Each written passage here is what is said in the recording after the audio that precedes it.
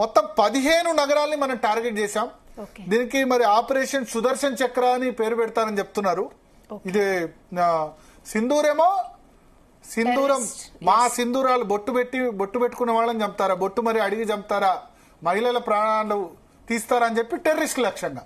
సుదర్శన చక్ర అన్నది ఇంకా మీ తలకాయ కట్ చేస్తాం అన్నది సుదర్శన చక్ర. 15 నగరాలు, మిలిటరీ కేంద్రాలు, పట్టణాలు టార్గెట్ చేసింది. కోలుకోలేని దెబ్బ అయింది. ఎయిర్ డిఫెన్స్ సిస్టమ్ పూర్తిగా ధ్వంసం అయిపోయింది, కొలాప్స్ అయిపోయింది.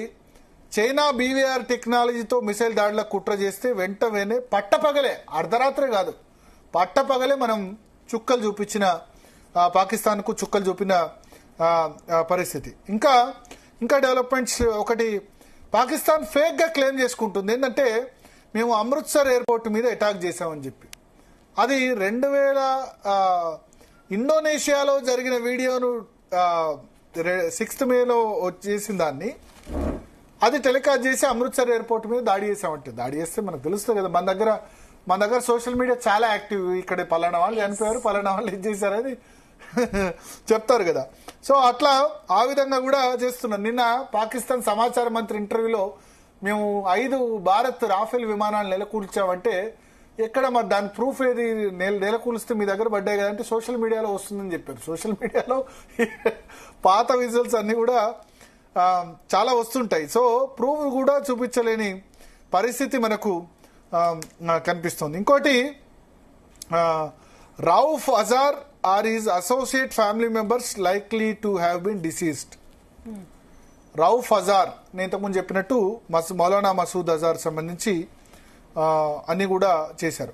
తర్వాత ప్రధానమంత్రి సెక్రటరీస్ అందరితో సమావేశమయ్యారు. సెక్రటరీస్ అందరికి కూడా ఏం చెప్పారంటే మీరు నిత్యావసర వస్తువులు కానీ ఇటువంటి కానీ ఇబ్బందులు రాకుండా చూడండి. అంటే లుక్స్ లైక్ ఇంకా మనం పూర్తి స్థాయి యుద్ధానికి కూడా సిద్ధం. పాకిస్తాన్ కనుక అటాక్ చేస్తే పూర్తి స్థాయి యుద్ధానికి కూడా సిద్ధమైనట్టుగా మనకు అర్థమవుతుంది.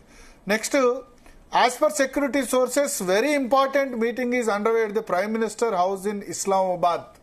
పాకిస్తాన్ ప్రధానమంత్రి నివాసం ఇస్లామాబాద్ లో ఇంపార్టెంట్ మీటింగ్ జరుగుతోంది. కీ మిలిటరీ గవర్నమెంట్ అఫీషియల్స్ వాళ్ళంతా కూడా ఈ మీటింగ్ లో అటెండ్ అయ్యారు. మీటింగ్ ఎజెండా పాకిస్తాన్ మొత్తం కూడా ఇప్పుడు డ్రోన్ అటాక్స్ తో సతమతమవుతున్న పరిస్థితి. డ్రోన్ అటాక్స్ అన్నిటి కూడా మేజర్ సిటీస్ ఇస్లామాబాద్, రావల్పిండి, కరాచీ, లాహోర్ అన్ని చోట్ల కూడా బాంబ్ బ్లాస్ట్లు అవుతున్న పరిస్థితి.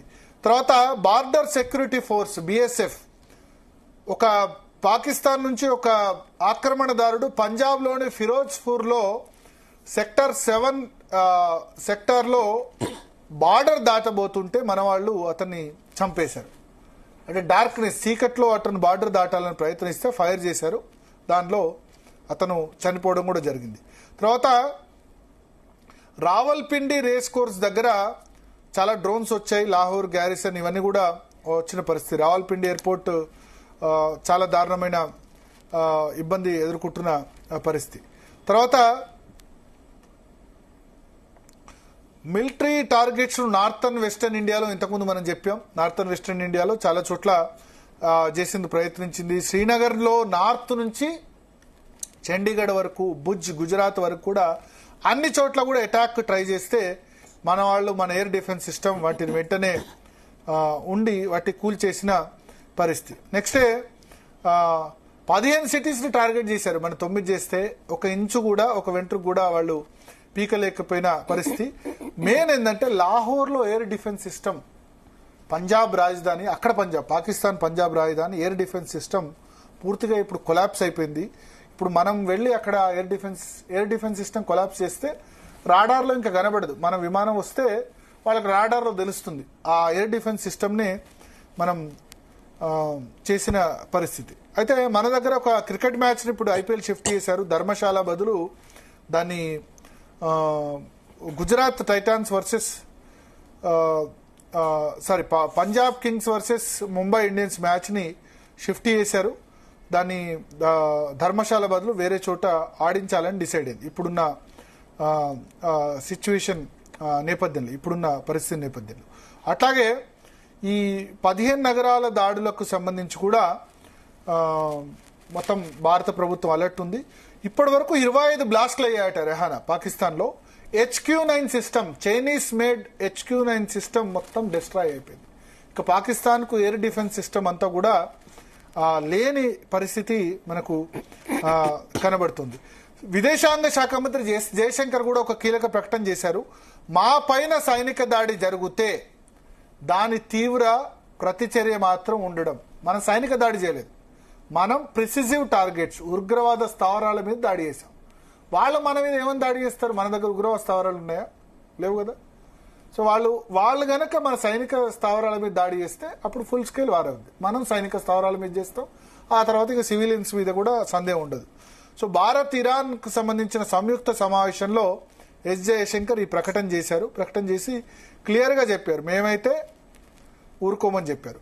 తర్వాత ఒకసారి పాకిస్తాన్ కి ఇప్పుడు సబ్సే బడా షహర్ ఏవైతే ఉన్నాయో అవన్నీ కూడా అన్సేఫ్ అయిపోయాయి. Karachi largest air base Karachi, port city Karachi, అది సేఫ్గా లేదు. ఇప్పుడు రావల్పిండి, షోయబ్ అఖ్తర్ను రావల్పిండి ఎక్స్ప్రెస్ అంటారు, ఎందుకంటే రావల్పిండి నగరంలో పుట్టాడు కాబట్టి.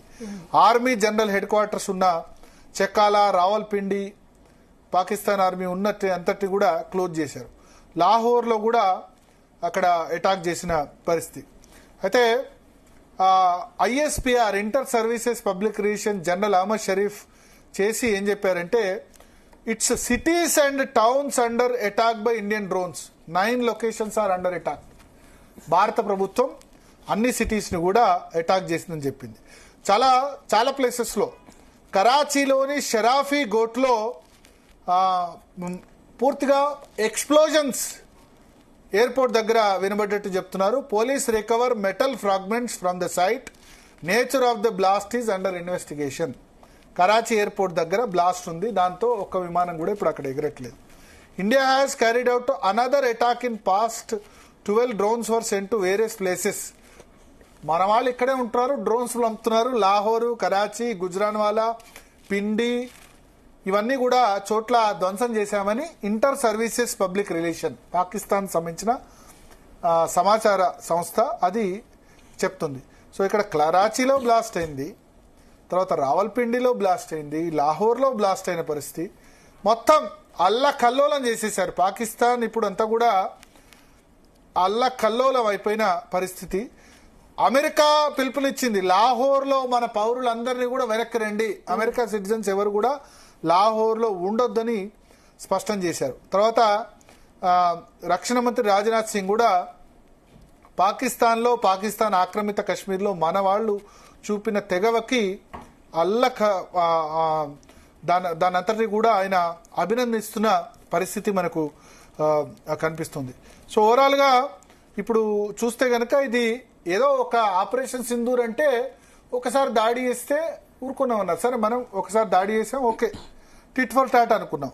వాళ్ళు మళ్ళీ ఏదో చేయబోయినందుకు ఇవాళ పరిస్థితి ఇట్లా ఉంది. ఇప్పుడు important development, foreign secretary Vikram Misri సాయంత్రం 5:30 గంటలకు మాట్లాడబోతున్నారు. ఏం మాట్లాడబోతున్నారంటే, ఎస్ మీరు మా మీద మళ్ళీ దాడి చేయబోయారు కదా, అవంతిపురా నుంచి భుజ్ వరకు 15 చోట్ల అటాక్ చేయబోయారు, చిన్న వెంట్రకు కూడా వీకలేకపోయారు.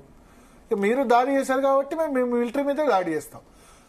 ఆశ్చర్యకరమైన విషయం ఏంటంటే, ఎవరైతే ఆసిఫ్ మునీర్ ఉన్నారో, హిందువులు ముస్లింలు అక్కడ ముస్లింలకు ఇబ్బంది అవుతుందని మాట్లాడారో, 15 రోజులుగా పత్తా లేరు. ఆర్మీ చీఫ్ ఎక్కడ దాక్కున్నాడో తెలియదు. ఆయనకు ప్రాణభయం పెట్టుకుంది. ఎందుకంటే